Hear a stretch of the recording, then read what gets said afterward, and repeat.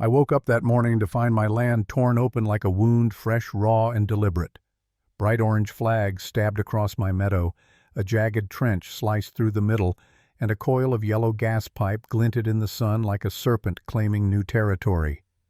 I hadn't signed a thing, hadn't given permission, hadn't even received a letter. But when I called the HOA, they told me I'd approved it myself. And when I found out later they'd forged my signature, trespassed on my land, and then tried to sue me for obstructing community safety, I realized this wasn't just about a gas line. It was a war for control, and I wasn't about to lose. That land was my life.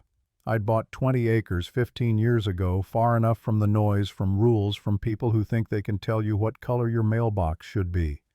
When I signed that deed, I made sure it said in big, bold letters, "Not part of any HOA." I paid extra just for that freedom. So when I stepped out on my porch that Sunday morning and saw my meadow carved open, it felt like a violation not just of property but of principle. I followed the trench, heart pounding, until I saw the sign, "Community Safety Initiative authorized by Redwood Hills HOA." My stomach turned. I wasn't part of Redwood Hills. I never would be. Yet here they were acting like they owned the ground I walked on. I called the HOA office. The woman who answered sounded bored, like I'd interrupted her crossword. "According to our records, she said you signed the authorization 2 years ago." I laughed, sharp, disbelieving. "Lady, I've never signed a thing." She sighed. "You'll need to talk to our president, Cassandra Pike." Then she hung up. I was in my truck within minutes, tires kicking gravel all the way into town. The HOA office was a tiny gray building wedged between a nail salon and a dry cleaner, but the arrogance inside could have filled a courthouse. Cassandra came out to meet me, tall, polished, with a perfect navy suit and a smile so fake it could have been glued on. "Mr. Cole," she said sweetly, "how can I help you?" "You can start," I said, "by explaining why there's a trench on my land." She tilted her head, still smiling. "The gas line expansion is for everyone's safety. We've incorporated your parcel into the HOA jurisdiction and you signed off. See? I didn't even look. That's a forgery. You have no jurisdiction here." Her eyes sharpened, the sweetness gone. "Careful, Mr. Cole. Interfering with a public safety project could have consequences." That last word hung in the air like a threat.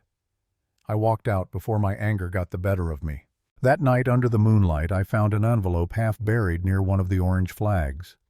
Inside was a copy of the supposed authorization. My name scrawled at the bottom, but the signature was all wrong too, slanted, too heavy. A child's imitation. That was it. This wasn't incompetence, it was fraud. I called my lawyer, Marian Torres. We'd known each other for years, and she didn't scare easy. I told her everything, the trench, the forgery, Cassandra. "They're not just trespassing," she said. "They're committing crimes. We'll hit them with a cease and desist by morning. In the meantime, document everything. Photos, videos, timestamps. Don't confront them alone." I didn't sleep that night. Every time I closed my eyes, I saw those orange flags waving like tiny victory banners planted by thieves. By morning, I'd built a wall of evidence, photos of the trench, close-ups of the fake signature, my deed right beside it. Ironclad proof. But when I drove into the county records office, things got worse. The clerk squinted at his screen and said, "Your land was annexed into the HOA 2 years ago." "Impossible," I said. He turned the monitor toward me. There it was, my property listed under HOA control with my signature at the bottom, notarized by someone named Juan Brenda Holcomb. "That's not my handwriting," I said through clenched teeth. The clerk lowered his voice. "You're not the first to say that." When I got home, there was a massive excavator parked outside my gate bucket, resting just inches from the chain lock.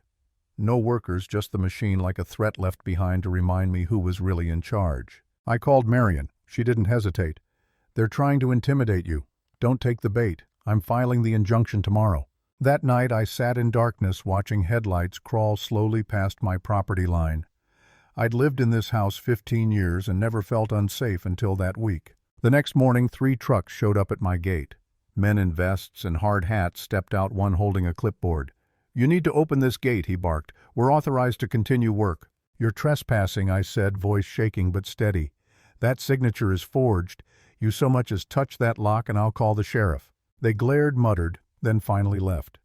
But as their trucks rolled away, I caught the look in their eyes. This wasn't over. Later that day, I noticed a new paper stapled to my gate: zoning violation. Unauthorized structure. My workshop. My greenhouse. Buildings that had stood there for 10 years. They threatened fines and demolition. It was retaliation, plain and simple. I sent copies of my permits to Marion. She sighed. They're burying you in paperwork. They want you exhausted. And I was.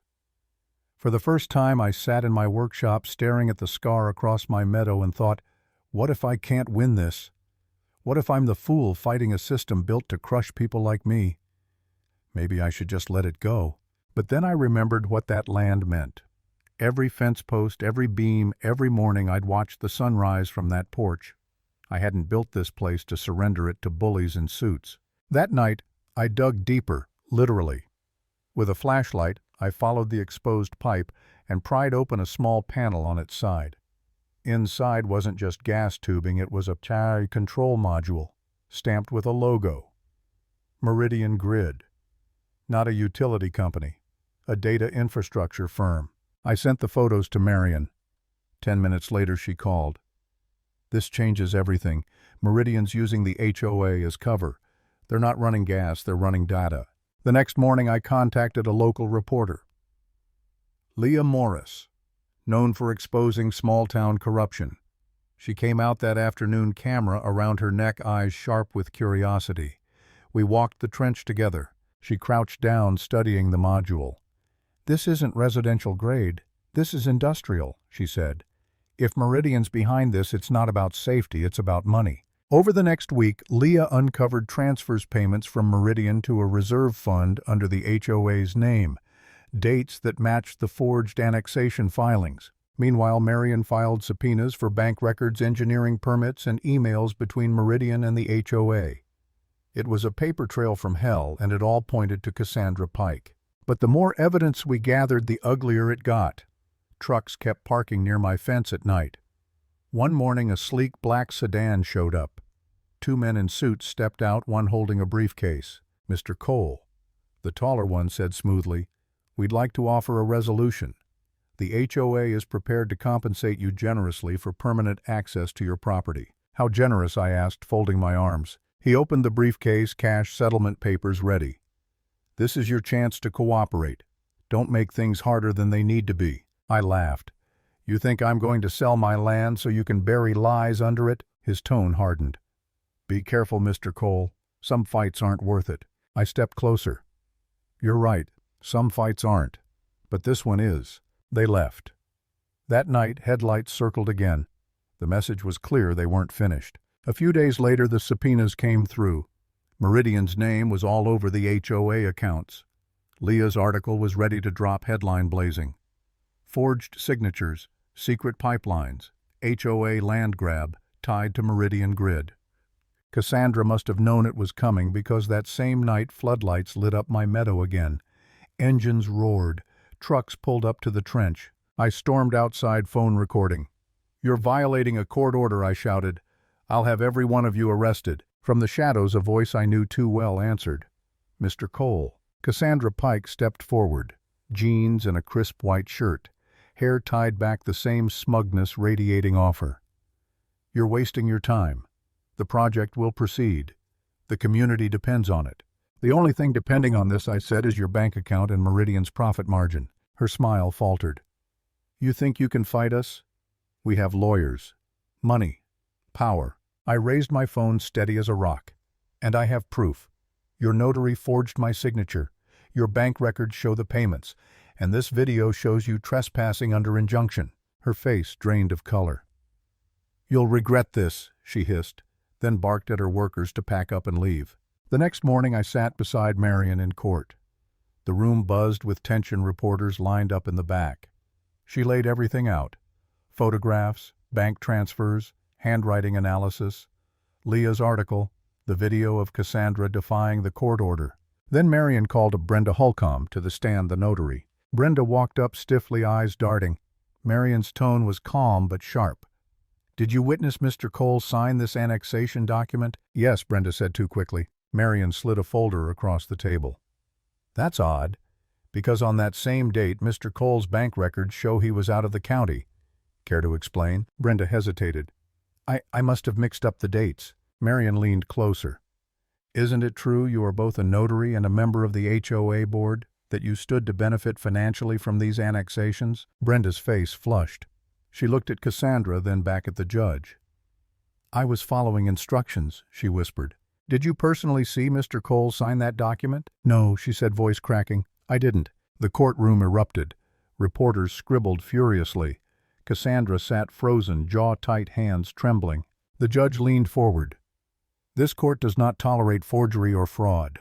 All construction on Mr. Cole's property is to cease immediately. An investigation into the HOA's financial dealings will begin at once. Cassandra's mask finally cracked. She stared at me with a look that could kill, but for the first time she was the one cornered. Outside, Leah caught me on the courthouse steps. Cameras flashed, microphones shoved in my face. Mr. Cole, she asked, what do you say to others dealing with corrupt HOAs? I took a breath, the weight of it all settling in.